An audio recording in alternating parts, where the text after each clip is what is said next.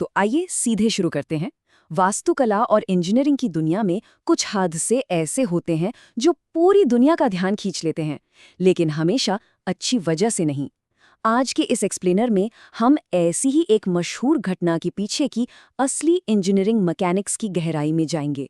हम बात कर रहे हैं लंदन के मिलेनियम ब्रिज की।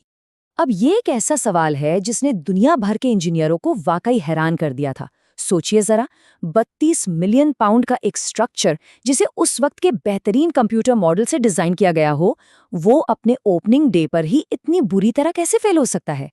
जैसे ही लोगों ने इस पर चलना शुरू किया, ये इतने जोर से डगमगाने लगा कि लोगों को रेलिंग पकड़नी पड़ गई। आखिर ऐसा हुआ क्यों?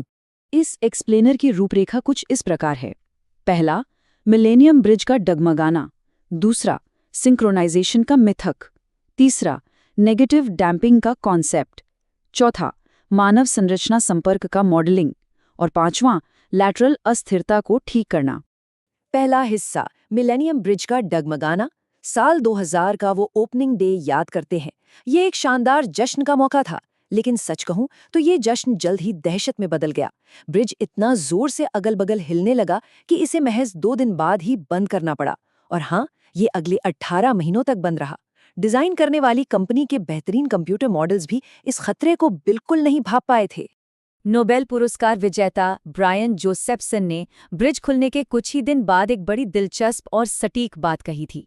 उन्होंने अंदाजा लगाया था कि जब सतह हिलती है तो लोग अपना बैलेंस बनाए रखने के लिए जो नेचुरल मूवमेंट्स करते हैं, वही इस कंपन को और बढ़ा देते हैं।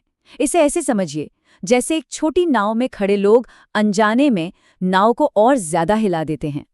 दूसरा हिस्सा, तालमेल या सिंक्रोनाइजेशन का मिथक। अब देखिए, शुरुआती दिनों में दुनिया और यहाँ तक कि कई एक्सपर्ट्स ने भी एक बहुत ही पॉपुलर लेकिन गलत थ्योरी पर विश्वास कर लिया था।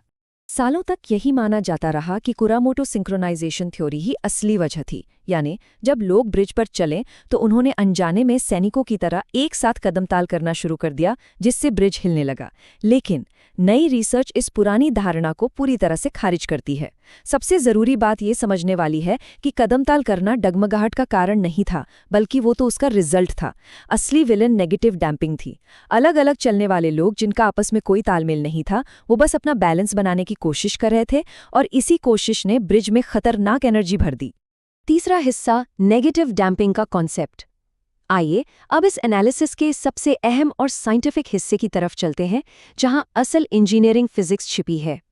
आमतौर पर डैम्पिंग का मतलब होता है एनर्जी को सोखना या वाइब्रेशन को कम करना, राइट?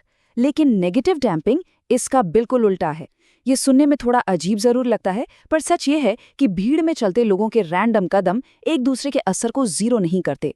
इसके बजाय हर इंसान का बैलेंस बनाने का जो तरीका है, वो एक कलेक्टिव पॉजिटिव फीडबैक देता है, जो लेटरल यानी अगल बगल के वाइब्रेशन को लगातार बढ़ाता चला जाता है।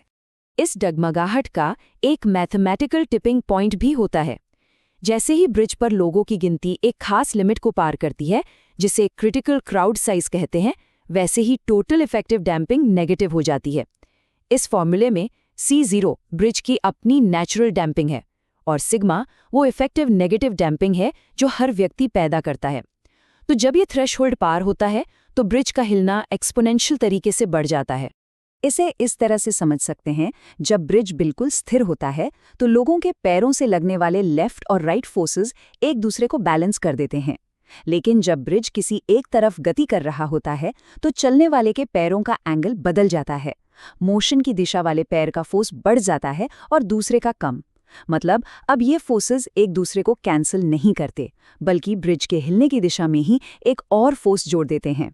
चौथा हिस्सा, मानव संरचना संपर्क का मॉडलिंग। तो सवाल ये है कि रिसर्चर्स ने इस कॉम्प्लेक्स फिनोमिनन को मैथमेटिकली साबित कैसे किया। इसके लिए उन्हें ह्यूमन स्ट्रक्चर इंटरैक्शन के नए मॉडल्स बनाने पड़े, जो एरोडायनामिक्स में होने वाले अनस्टेबल वाइब्रेशंस, जिसे फ्लटर कहते हैं, बिल्कुल उसके जैसे हैं। एक दिलचस्प बात देखिए, इंजीनियरों ने पैदल चलने वालों को सिर्फ एक रैंडम लोड मानने के बजाय उन्हें एक इन्वर्टेड पेंडुलम यानी उल्टे पेंडुलम के रूप में मॉडल किया।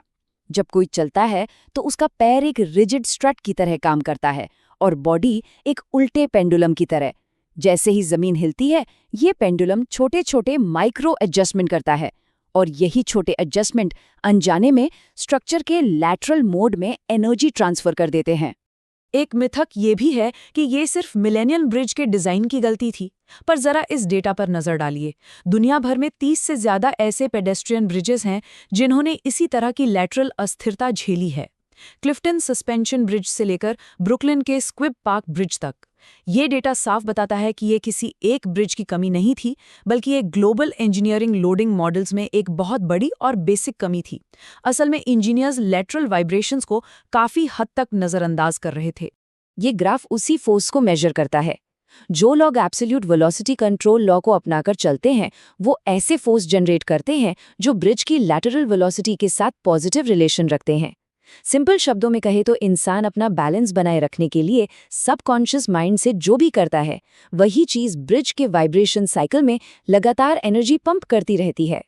5वां हिस्सा, लैटरल अस्थिरता को ठीक करना। साइंस को समझने के बाद आइए देखते हैं कि इस खतरनाक प्रॉब्लम का आखिर सॉल्यूशन क्या निकला। इस इनस्टेबिलिटी को हमेशा के लिए खत्म कैसे किया गया। 89, जी हाँ, कुल 89। ये वो एग्जैक्ट नंबर है जितने customized passive fluid viscous dampers इस स्ट्रक्चर में रेट्रोफिट करने पड़े थे। सोचिए, इस सॉल्यूशन को डिजाइन और इंप्लीमेंट करने में इंजीनियरों को लगभग 2 साल लग गए। इंजीनियर्स ये समझ चुके थे कि सिर्फ ब्रिज को स्टिफ या सख्त बनाना काफी नहीं था, इसीलिए उन्होंने डैम्पिंग बढ़ाने का रास्ता चुना। 37 हॉरिजॉन्टल डैम्पर्स लगाए गए जो अगल बगल की एनर्जी को सोखते हैं, और 52 वर्टिकल डैम्पर्स लगाए गए। सबसे अहम बात, इस फिक्स ने ब्रिज की क्रिटिकल डैम्पिंग को 0.5% से बढ़ाकर 20% से भी ज्यादा कर दिया। इन डैम्पर्स ने उस नेगेटिव डैम्पिंग इफेक्ट को पूरी तरह बेअसर कर दिया और ब्रिज आखिरकार सेफ हो गया। तो इस एक्सप्लेनर के आखिर में ये एनालिसिस एक बहुत ही गहरा सवाल छोड़ जाता है। आज जब हमारे आर्किटेक्चरल डिज़ाइंस लगातार और भी ज़्यादा पतले और हल्के होते जा रहे हैं, तो क्या हम अनजाने में ऐसी नई अनसुलझी फिजिकल घटनाओं को दावत दे रहे हैं जिन्हें हमारे आज के एडवांस कंप्यूटर मॉडल्स भी प्रिडिक्ट नहीं कर सकते? मिलेनियम ब्रिज की कहानी हमें याद दिलाती है कि इंजीनियरिंग सिर्फ मैथ और मटेरियल्स का खेल नहीं है, बल्कि ये इस बारे में भी है कि रियल वर्ल्ड में इंसान इन डिज़ाइंस के साथ आखिर इंटरैक्ट कैसे करते हैं। उम्मीद है ये डीप डाइव काफ़ी इन्फॉर्मेटिव रहा होगा।